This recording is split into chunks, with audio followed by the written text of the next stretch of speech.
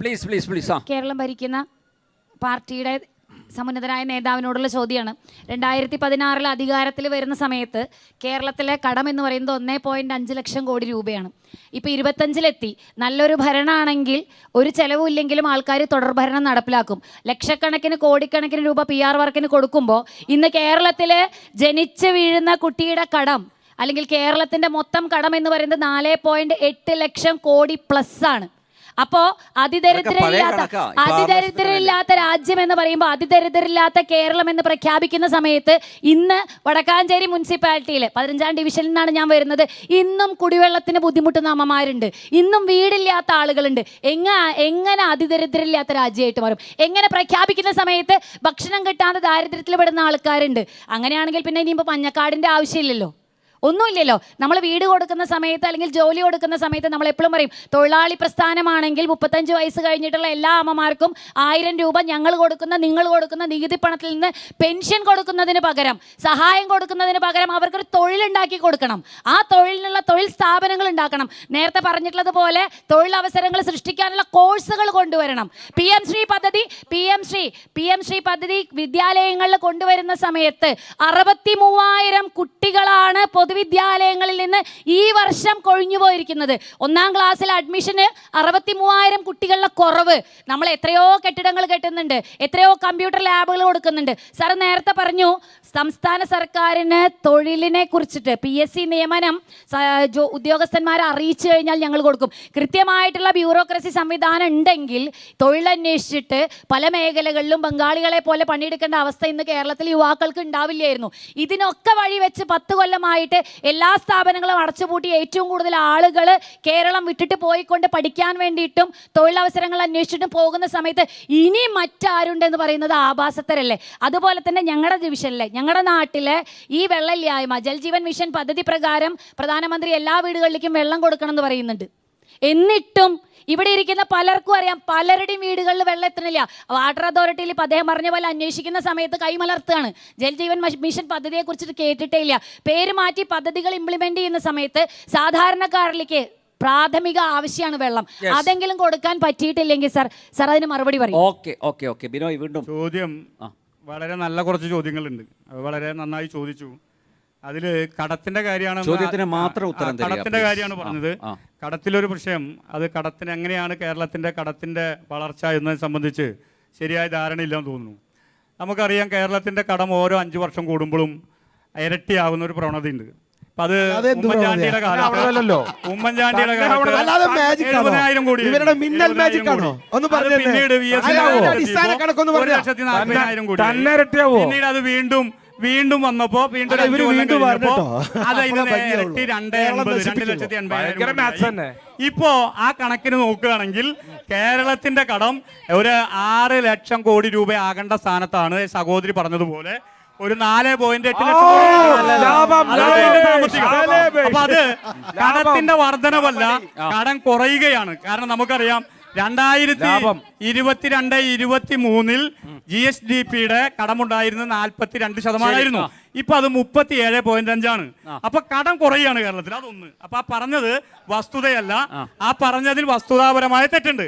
പിന്നെ അദ്ദേഹം പറഞ്ഞു ഒരു കാര്യം ജലജീവൻ മിഷൻ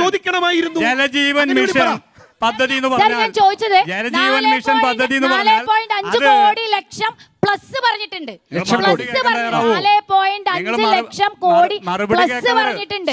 ആ പ്ലസ് പറയുമ്പോൾ സാർ പറയുന്നത് സാർ തിരിച്ചു പറയരുത്. ഇദ്ദേഹം പറഞ്ഞത് വായ്പയ്ക്ക് പലിശ കൊടുത്തു, അതിന് നിങ്ങൾ മറുപടി പറഞ്ഞില്ല. അതിന് നിങ്ങൾ മറുപടി പറഞ്ഞില്ലല്ലോ.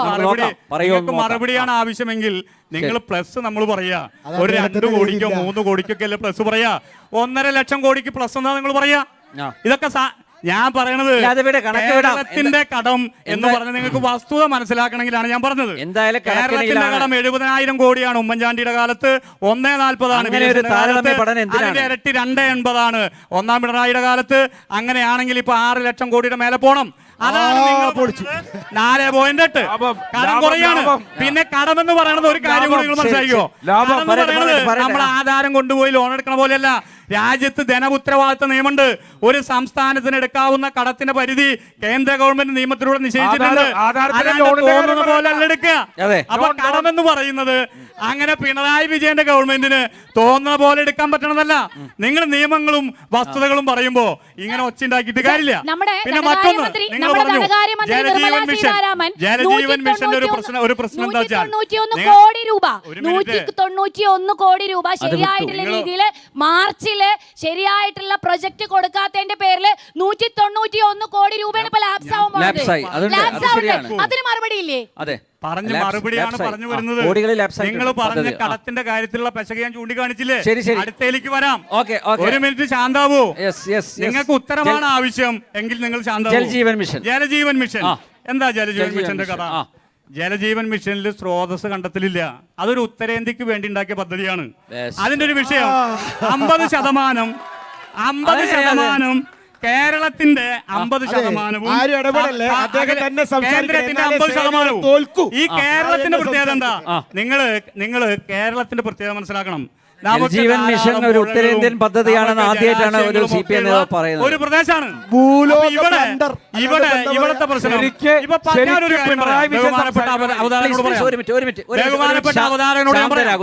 കേരളത്തില് ഈ ജലജീവൻ മിഷന്റെ ഇപ്പോ വർക്ക് നടന്നിട്ടുള്ളത് 10,000 കോടി രൂപയുടെയാണ്. ആ 10,000 കോടി രൂപയുടെ വർക്ക് നടക്കുമ്പോ ആ 10,000 കോടി രൂപ കേന്ദ്രം തരണം എന്ന് പറഞ്ഞാൽ 50-50 ആണ്. അപ്പൊ 50-50 ആണെങ്കിൽ 10,000 കോടി തരണം. അപ്പൊ 10,000 കോടി തരുമ്പോ ഇപ്പൊ തന്നിട്ടുള്ള എത്രയാ? ഇപ്പൊ നിങ്ങള് കണക്ക് പറയുമ്പോ ഒച്ചുണ്ടാക്കിക്കൊണ്ട് വല്ല കാര്യമുണ്ടോ? കടലാസ് കാണുമ്പോ പേടിച്ചിട്ട് കാര്യമുണ്ടോ? ഇപ്പൊ തന്നിട്ടുള്ളത് 5,500 കോടിയാണ്. അപ്പൊ ബാക്കി പണം കിട്ടാനുണ്ട്. പിന്നെ ജലജീവൻ മിഷന്റെ വേറെ കാര്യം പറയാം. അതുകൊണ്ടാണോ ജലജീവൻ മിഷന്റെ വേറെ കാര്യം പറയാം. ജലജീവൻ മിഷന്റെ 10,000 കോടി രൂപയുടെ നടക്കുമ്പോ കേരളത്തില് 357 കോടി രൂപയുടെ നടത്തുന്ന ഒരു മണ്ഡലമാണ് ഈ വടക്കാഞ്ചേരി മണ്ഡലം. നിങ്ങൾ ഇത് ഈ ഞാൻ കാണിക്കുന്ന രേഖ എന്ന് പറയുന്നത് സംഗരാടി രേഖയല്ല. അത് ഞങ്ങള് ജനങ്ങൾക്ക് കൊടുക്കുന്ന വികസന രേഖയാണ്. നിങ്ങൾക്ക് അങ്ങനെ കടലാസില്ല. കടലാസില്ലാത്തവൻ ഒച്ചിട്ടിട്ട് യാതൊരു കാര്യമില്ല. അപ്പോ ജലജീവൻ മിഷന്റെ പ്രത്യേകത നമ്മൾ ജലജീവൻ മിഷൻ നമുക്ക് പേര് പറഞ്ഞു. ഞാനൊരു ഒറ്റ മറുപടി പറഞ്ഞല്ലോ. ഇവിടെ വീട് ഏറ്റവും കൂടുതൽ കൊടുത്തുകൊണ്ടിരിക്കുകയാണെന്ന് പറഞ്ഞു. ഞാൻ വന്നപ്പോ ചേരി മറച്ച കഥ പറഞ്ഞില്ലേ? അപ്പൊ കേന്ദ്രം കൊടുക്കുന്ന ഒരു പദ്ധതിയും കാര്യം ചോദിക്കുമ്പോ വിനിയോഗിച്ചിട്ടുണ്ട്. കേരളത്തില് ഞങ്ങൾ ചോദിക്കട്ടെ, കേരളത്തില് മാത്രമല്ല ദേശീയപാതയ്ക്ക് സ്ഥലം എടുത്തു കൊടുക്കാൻ വേണ്ടി കേന്ദ്ര ഗവൺമെന്റ് കാശ് മേടിക്കുന്നത്. ഇവിടെ കോൺഗ്രസ് ഉണ്ടല്ലോ, കോൺഗ്രസിന്റെ പ്രതിനിധി ഉണ്ടല്ലോ. ഒന്ന് വെല്ലുവിളിക്കും നിങ്ങള്. കേരളത്തിൽ മാത്രമാണ് 5,580 കോടി രൂപ മുടക്കി ദേശീയപാത 66 പണിയേണ്ടി വന്നത്. ഈ കേരളത്തിലാണ്. നിങ്ങൾ കൂട്ടുകൂടി നിൽക്കുമ്പോ ഒന്ന് ചോദിക്കേ,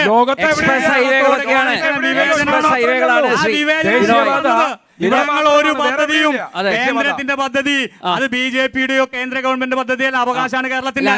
ജലജീവൻ മിഷന്റെ കാര്യമാണ് ഞാൻ പറഞ്ഞത്. കേരളത്തില് പണത പണിക്ക് ആനുപാതികമായ പൈസ തരുന്നില്ല. നെല്ലിന്റെ കാര്യം ഇവിടെ നേരത്തെ നടപ്പിലാക്കാത്ത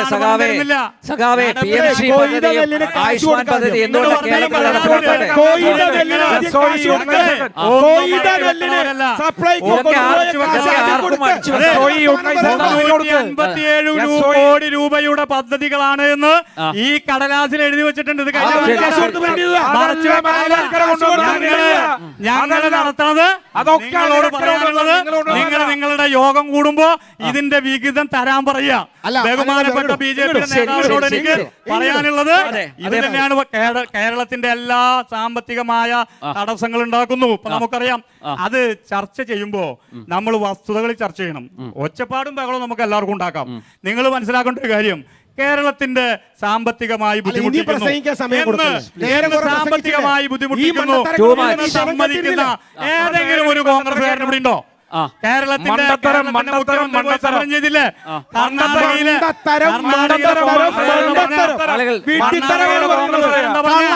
ജനങ്ങൾക്ക് സമരം ചെയ്യണമെന്ന് ആഗ്രഹമുണ്ട്. സമരം ചെയ്യാൻ ഇവിടുത്തെ കേരളത്തിലെ കോൺഗ്രസ് സമ്മതിക്കുന്നില്ല. വിനിയോഗിക്കുകയാണ്. നിങ്ങൾ ഈ പറഞ്ഞ ഈ ജലജീവ മിഷൻ ഉത്തർപ്രദേശ് നടക്കുന്ന ആരാന്നറിയോ? നടത്തുന്നത് ഗവൺമെന്റിന്റെ വാട്ടർ അതോറിറ്റിയാ. ഉത്തർപ്രദേശ് നടത്തുന്നത് മേഘ എന്റർപ്രൈസസാ. മേഘ എന്റർപ്രൈസസ് ആരാന്നറിയോ? സഹോദരിക്ക് അറിയോ? അതാണ്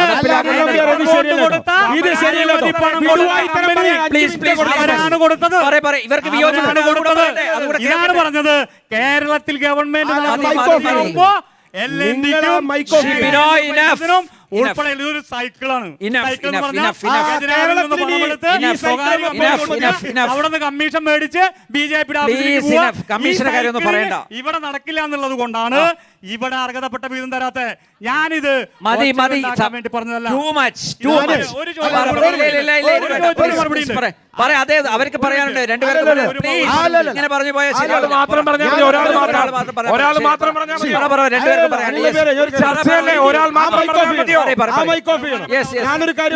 പ്ലീസ്, നിങ്ങൾ കൂടുതൽ സംസാരിച്ചു. പറയാം, ഞാൻ വരാം.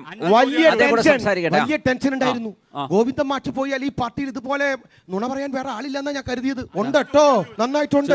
ഞാൻ ചോദിക്കട്ടെ, 10,000 കോടി ജലജീവൻ മിഷന്റെ ഭാഗമായിട്ട് വരുന്നതിൽ കേവലം 5,000 കോടിയെ കിട്ടിയിട്ടുള്ളൂ എന്ന് പറഞ്ഞു. അതിന്റെ 50% എത്രയാ? 10,000 കോടി രൂപയുടെ 5,500 കോടി രൂപ വാങ്ങിച്ചു വെച്ച് ആ തോരപ്പം പെട്ടിയാണ് ഇവര് വീട്ടിൽ കൊടുത്തു വെച്ചിരിക്കുന്നത്. പൂക്കൊട്ട പോലത്തെ ഒരു പെട്ടി കൊടുത്തു വെച്ച് അതിന് വെള്ളം ചാർജ് ചെയ്യാൻ കഴിവില്ലാത്ത ഇറിഗേഷൻ മിനിസ്റ്ററുള്ള ആ പാർട്ടിയുടെ പേരല്ലേ CPM എന്ന് പറയുന്നത്. പിന്നെ അദ്ദേഹം പറയുന്നത് അത് ശരിയല്ല കേട്ടോ നമ്പ്യാരെ. അദ്ദേഹം പറയുന്നത് അദ്ദേഹത്തിന്റെ കയ്യിൽ അദ്ദേഹത്തിന്റെ കയ്യിൽ പുസ്തകമുണ്ട്, അതാ വായിക്കുന്നതെന്ന്. നിങ്ങൾ കാശ് കൊടുത്ത് പ്രിന്റ് ചെയ്ത പുസ്തകം നിങ്ങൾക്ക് എന്ത് അധികാരം വായിച്ചോ? അത് മുഴുവൻ നുണയാണ്. അതിന് മുഴുവൻ അനിലക്കര TS മേടിച്ച കൊടുത്ത കാര്യങ്ങൾ അദ്ദേഹം പറഞ്ഞ കുറെ കാര്യങ്ങൾ ബഹുമാനപ്പെട്ട അവതാരങ്ങളൊന്നുമില്ല. നേരം കുറെ കവലപ്രസംഗം നടത്തി, നേരം കുറെ വിടുവായിത്തരം വിളിച്ചു പറഞ്ഞു, നേരം കുറെ നുണ പറഞ്ഞു. അതൊക്കെ ഞങ്ങൾ കേട്ടിരുന്നു. അങ്ങനെ പറ്റില്ല. ഞങ്ങൾ വടക്കാഞ്ചേരിയുടെ കാര്യം ചോദിക്കട്ടെ. നമ്പർ 1, KSEBയുമായി ബന്ധപ്പെട്ട് ചേലക്കരയിലെ ഒരു കാരണവർ വന്ന ഒരു വിഷയം പറഞ്ഞ സമയത്ത് ആ വിഷയത്തിലെ പ്രശ്നം പരിഹരിക്കാൻ ഞങ്ങൾ നോക്കാമെന്ന് പറയുന്നതിന് പകരം അയാളെ വിളിച്ചു കൊണ്ടുവന്നവരോട് പറ, ആര് വിളിച്ചു കൊണ്ടുവന്നു? നമ്പർ 1. നമ്പർ 2 പറഞ്ഞു കാശ് കൊടുത്തില്ലെങ്കിൽ കറണ്ട് കിട്ടില്ല, കാശ് അടച്ചില്ലെന്ന് നിങ്ങളോട് ആര് പറഞ്ഞു? അതല്ലേ MLA ഓഫീസിൽ പോയി എന്ന് പറഞ്ഞ്. നമ്പർ 3, നിങ്ങൾ KSEBയുടെ കാര്യം പറയുമ്പോൾ ഇന്നത്തെ നല്ല വേനൽ ചൂടല്ലേ നമുക്ക്, നല്ല മീനച്ചൂടല്ലേ നമുക്ക്. കാലത്തൊരു സ്ലാബ്, ഉച്ചക്ക് ഒരു സ്ലാബ്, 7 മണിക്ക് ഒരു സ്ലാബ്, പാതിരയ്ക്ക് വേറൊരു സ്ലാബ്. അങ്ങനെ കറണ്ട് ബില്ല് വരുമ്പോൾ ഏട്ടനഞ്ച് പൊട്ടുമ്പോൾ ആ മെഡിക്കൽ കോളേജ് ഒന്ന് വൃത്തിയാക്കും. ഞങ്ങളുടെയൊക്കെ ഏട്ടനഞ്ച് പൊട്ടി ഓടാണതാ. 8,000 റുപ്യ കറണ്ട് ബില്ല് വരണേ. സാധാരണക്കാരൻ അടയ്ക്കാൻ പറ്റുമോ? ഓട്ടോ തൊഴിലാളിക്ക് ആ പ്ലഗ് ഒന്ന് കുത്തി ഒരു ഇലക്ട്രിക് ഓട്ടോ ഓടിക്കാൻ പറ്റില്ല. ഇവർ വേറെ മീറ്ററാ. അതിനകത്ത് സോളാർ വെച്ചാൽ, സൂര്യഘർ പദ്ധതിയുടെ ഭാഗമായി വെച്ചാൽ അത് പ്രവർത്തിച്ചില്ലെങ്കിൽ ഓഫ് ഗ്രിഡ് ആണെങ്കിൽ പോലും അതിന് വേറെ മീറ്റർ കാശാണ്. അങ്ങനെ കൊള്ളയടിക്കുന്ന ജനങ്ങളെ വാഞ്ചിക്കുന്ന ഇതുപോലെ ഒരു നികൃഷ്ടപരമായിട്ടുള്ള ഭരണം ഈ കാലം കണ്ടിട്ടില്ല. പിന്നെ ഞാൻ ചോദിച്ചില്ലേ, ഈ മേൽപ്പാലത്തിന്റെ വിഷയം പറഞ്ഞപ്പോ എന്റെ NDA സർക്കാർ ചെയ്തില്ല. നിങ്ങളുടെ UPA സർക്കാരിന് നിങ്ങൾ പിന്തുണ കൊടുത്ത ആ കൊല്ലം ഉണ്ടായിരുന്നില്ലേ? ആ 10 കൊല്ലം UPA 1ഉം 2ഉം ഉണ്ടായിരുന്നില്ലേ? നിങ്ങൾ കൃത്യമായി കൂട്ടുകാരല്ലായിരുന്നു. എന്തെങ്കിലുമൊക്കെ ചെയ്യാൻ സാധിക്കാഞ്ഞേ? 2 പറഞ്ഞു. ആ ഗ്യാസിന്റെ വിഷയം പറഞ്ഞപ്പോൾ പറഞ്ഞു മാറില്ല, ആ പ്രശ്നം തീർത്തു എന്നുള്ള പരസ്യം മാറ്റാൻ. വില കൂടില്ല ഇനി 5 വർഷം എന്ന് പരസ്യം കൊടുത്തത് നിങ്ങളല്ലേ? 22 ഉറുപ്പിന്റെ ആയിരുന്ന അരിക്ക് 52 ഉറുപ്പിയാക്കിയത് ഞങ്ങളാ. സാധാരണക്കാരന് ജീവിക്കാൻ പറ്റാത്ത സാഹചര്യം ഉണ്ടാക്കിയത് ഞങ്ങളാ. ഒരു കവർ പാലിന്റെ കാശ് എത്രയാ ബിനോയെ? സാധാരണക്കാരന്റെ വിഷയ. ഒരു കവർ പാലിന്റെ പൈസ എത്രയാ? നിങ്ങളുടെ ആ ക്ഷീര വ്യവസായ വകുപ്പ് മന്ത്രിയില്ലേ, മൂപ്പർ എന്തിനാ വരിക? പച്ച കളറിന് 1 ഉറുപ്പിയ കൂട്ടുന്നു, നീല കളറിന് 1.25 ഉറുപ്പിയ കൂട്ടുന്നു, കാവി കളറിന് 76 പൈസ കൂട്ടുന്നു എന്നല്ലേ? ബിനോയെ, നിങ്ങളുടെ പാർട്ടി ഭരിക്കുന്ന കേരളത്തിൽ 1 കിലോ വെളിച്ചെണ്ണയ്ക്കുള്ള കാശുണ്ടെങ്കിൽ 5 ലിറ്റർ പെട്രോൾ മനസ്സിലാക്കിക്കോ. നിങ്ങളുടെ നാട്ടിലെ 1 ലിറ്റർ വെളിച്ചെണ്ണ മേടിക്കുന്ന കാശുണ്ടായ 5.5 ലിറ്റർ പെട്രോൾ. അങ്ങനെ നാളികേരത്തിന്റെയും വെളിച്ചെണ്ണയുടെയും വില കുതിച്ചുയർത്തിയിട്ടാണ് പറയാണ്. മറ്റാരുണ്ട്? വേറെ ആരുമില്ല, നിങ്ങൾ മാത്രമേ ഉള്ളൂ കേട്ടോ. കയ്യിൽ വെച്ചോളെ. ഞാൻ ചോദിക്കട്ടെ, കർഷകന്റെ വിഷയം. ഡിസംബറിൽ നെല്ലെടുത്ത കർഷകന്റെ പ്രശ്നം പറഞ്ഞതിൽ മറുപടി പറഞ്ഞില്ലല്ലോ. സപ്ലൈക്കോ കാശ് കൊടുത്തോ? ഇവിടെ കർഷകരുണ്ട്, ബട്ടയുണ്ട്, കൊയ്ത്ത് കഴിഞ്ഞവര്. ഇവർ പറയട്ടെ, ഇവർ കൊടുത്തിട്ടില്ല.